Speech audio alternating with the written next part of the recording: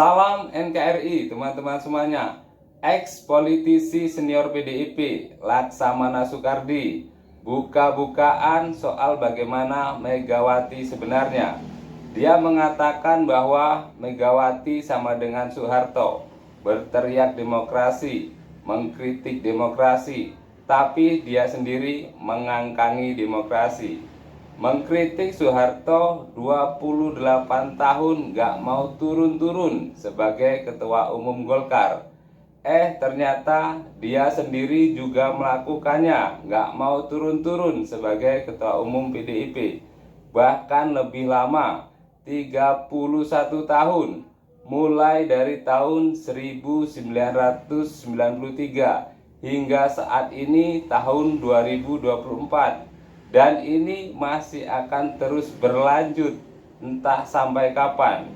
Nah, kalau begitu mari kita simak yang berikut ini.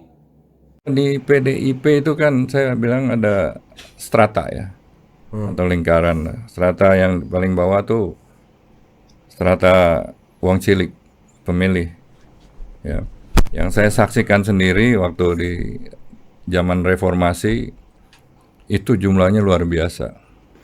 Ini juga menjadi modal politik Megawati naik, berani melawan establishment yang kuat. Ya, itu karena apa? Karena nama Bung Karno kan, nama Bung Karno di belakangnya. Nah, layer kedua, elit partai. Nah, elit partai ini ya istilahnya nderek Mbak Mega, ikutin Mbak Mega aja. Nggak berani lah.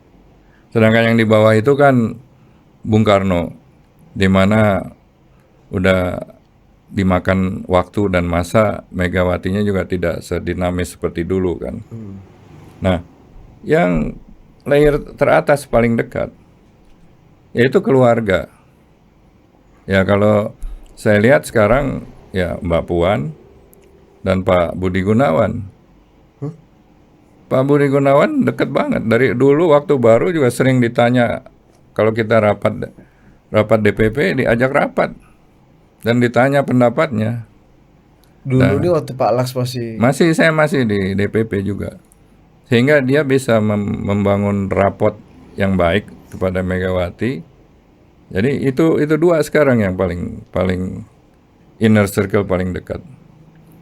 keluarga dan Pak Kalau Budi elit- Gunawan sama Mbak Puan yang berada di circle keluarga. paling dekat lah ya, apa Mas istilahnya. Prananda enggak berarti? Prananda kan baru setelah Pak Taufik meninggal. Dulu nggak ikut-ikutan. Tapi Pak Prananda juga belum diberikan kesempatan. Nah, kalau partai politik yang saya pantau ya, yang demokratis ya, yang egaliter, ya, yang pemimpinnya memiliki value, di mana keberhasilan seorang pemimpin itu dinilai ketika mereka bisa menciptakan orang penggantinya, ya, secara transparan dan demokratis. Itu kesuksesan pemimpin. Anda lihat Pak Harto pada zamannya wah hebat, tapi at the end of the day, karena dia tidak bisa menyiapkan penggantinya secara demokratis dan transparan, ambruk. Banyaklah, saya berikan, nggak usah contohin satu-satu. Nah, seharusnya partai politik dalam acara kongres, rakernas, itu kesempatan untuk memberikan kader-kadernya mengejawantahkan dirinya, ya, mengekspresikan dirinya, dipilih untuk ikut pidato. Dikasihlah waktu 15 menit memberikan pidato visinya dan oratornya dites gitu loh, kemampuan oratornya. Bung Karno dulu begitu, sehingga ada kader-kader seperti Abdul Majid, Joko pidatonya kan. Nah, kalau ini nggak pernah ya gimana mau muncul, ya kan? Jadi Mbak Mega sendiri aja yang pidato, yang bicara, semua harus mendengarkan. Nah, jadi memang PDIP itu kembali, kalau menurut saya falsafah Jawa itu ya yang diterapkan ya manunggaling kaulo gusti gitu loh. Yang lainnya rakyat kaulo yang nggak boleh jadi raja. Ketika ada yang jadi raja marah, Hmm. ya kan nggak bisa gitu. Nah inilah yang saya kira ini koreksi ya. Saya masih merah nih baju nih, masih nasionalis. The only difference saya berbicara bebas gitu loh. Iya kan? Iya, bedanya udah nggak ada KTA aja kan. Iya, tapi saya tetap nasionalis. Ini demi bangsa dan negara, demi perbaikan. Iya. Mudah-mudahan ya semuanya bisa Iya. bisa menilai gitu. Pak, dulu Pak Las pernah bicara kalau nggak salah Bu Mega itu semakin kesini semakin apa nih bahasa nih Out of touch. out of touch dari reality. Tapi kan kalau tadi kata Pak Laks, keluarga adalah elemen yang paling dekat yang bisa dijadikan Bu Mega inilah ya apa namanya telinga untuk bisa mendengar. Apakah menurut Pak Laks ketika Bu Mega pusing, Bu Mega lagi mau mengambil keputusan ini, keluarga diajak bicara nggak Pak? Elemen keluarga yang tadi Pak Laks katakan itu, atau siapa sih Pak? Bu Mega lean on kepada siapa gitu Bu Mega untuk bisa berdiskusi lebih egaliter gitu? Ya tentu dia bisa panggil siapa aja. Ya kadang-kadang dipanggil sih. Tapi dalam tahap masukan aja. Ya untuk dicerna. Nah, makin strata yang makin tinggi ya makin didengar, karena kalau Puan itu benar-benar bisa insist gitu loh. Bisa menekan, bisa insist. Ya, saya menyaksikan sendiri ya, bukan analisa ya. Nah, dalam keputusan-keputusan yang sangat fatal, dia berkontemplasi bicara dengan arwah Bung Karno gitu loh. Jadi itu dipercayai dari elit-elit PDIP, percaya banget gitu loh. Nah, jadi saya kira keputusan yang diambil oleh partai politik itu kan tergantung dari prosesnya kan. Kualitas itu tergantung dari proses. Benar nggak? Sekarang yuk kalau suka duren, ya duren yang diperam ya dengan karbit melalui proses kimiawi dipaksa, dan duren yang jatuhan pohon proses alami. Dua proses yang berbeda sama durennya, kualitasnya kan beda. Jadi proses menentukan kualitas. Makanya partai politik ini, negara ini tergantung kualitas dari partai politik. Kalau partai politiknya tidak berkualitas, dia kan pilar dari demokrasi. Ya, terus terang aja. Kalau Mbak Mega mengkritik demokrasi, seperti kita dulu saya dengan Mbak Mega mengatakan kalau Pak Harto mengkritik demokrasi gitu loh. Ya nggak turun-turun, namanya demokrasi. Dulu saya sama Mbak Mega mengkritik Pak Harto. Di Golkar kok bisa 28 tahun, nggak mau turun-turun. Jadi mereka Itu nggak, materi kritik zaman dulu itu Pak ya? iya, nggak eligible untuk mengkritik demokrasi, iya kan?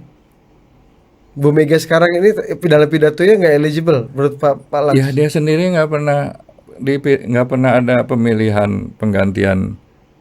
Anda kan tanya ke out of touch from reality, gimana caranya? Orang kan semakin tua semakin zamannya hidup di zaman yang berbeda. Tapi kan kita lihat aspirasi dari bawahnya yang termaktub dalam Rakernas, dalam semua kongres kan it's only one name, Pak. Ya, apa benar? Kan pertanyaan saya, apa benar? Waduh, paling kita tahu tuh. Ya, nggak logika aja. Dari jutaan kepala dengan otak dan semua background berbeda, masa terus-terusan kayak Pak Harto juga dulu gitu. Sama. Semua belum ada yang mampu menggantikan Pak Harto kan? Ngomongnya kan gitu. Nah sekarang apa bedanya? Versinya dulu 1.0, sekarang 2.0. Enggak, ini pakai logika aja ya. Bukan saya benci atau enggak ya. Jadi even PDI dan Bu Mega sekarang layak nggak disebut sebagai korban dari demokrasi menurut Pak Lex? Saya kira tidak. Karena mereka hampir 30 tahun di dalam sistem, tidak memperbaiki sistemnya. Dan ketika sistem yang mereka biasa hidup di situ ternyata merugikan, baru ribut. Nggak mungkin dong. Kecuali ya dia di luar sistem terus. Kesempatan 23 kali 15 tahun. Ya. Hampir 30 tahun di DPR. Kesempatan itu luar biasa, Pak. Membangun Polri, udah katanya kan. Membangun Mahkamah Agung, membangun KPK, MK, Hakim Agung semua kan yang pilih. BPK juga mereka yang pilih. Komisioner KPU juga siapa yang milih? Nah sekarang kalau disalah-salahin yang mereka pilih, ya salah siapa gitu loh. Itu contohnya aja. Belum lagi undang-undangnya.